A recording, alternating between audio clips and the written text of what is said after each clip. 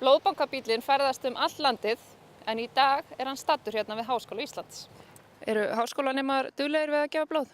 Já, þeir eru það. Hérna náttúrulega þetta eru náttúrulega framtíðar blóðgjafarnir okkar.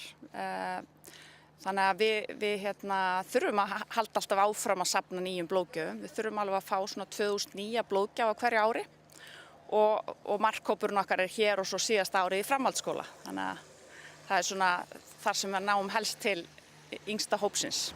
Allir sem hafa náð 18 ára aldri og eru heilsuhraustir geta látið athuga hvort þeir geti gerst blóðgjafar. Ferli frá komu og þar til blóðgjafi hefur lokið við að fá sér hressingu eftir blóðgjöf tekur hálftíma.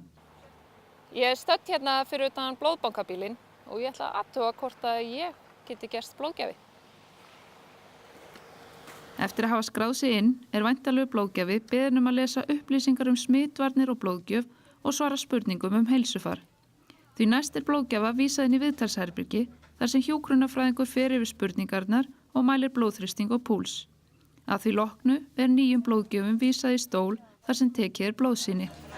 Jæja, nú ég búin í blóðpröfu og nú þarf ég bara að bíða í 2 til 3 vikur og ef ekkert heyrist frá blóðbankanum þá mun ég geta gefið blóð.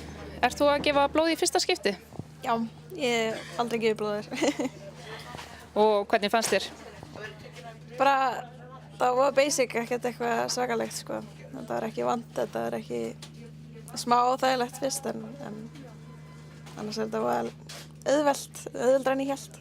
15 til 17 manns höfðu þegar mætt í blóðbankabílinn þegar student.is bara garði í hádeginu í dag. Flestir voru nýju blóðgjafar en 3 virkir blóðgjafar höfðu einnig lagt sitt af mörkum. En hversu miklu máli skiptir dagurinn í dag fyrir blóðbankan? Blóðgjöf er lífgjöf og hver einasta blóðgjöf getur bjargað alltaf 3 lífum. Þannig að þetta er ótrúlega merkileg gjöf.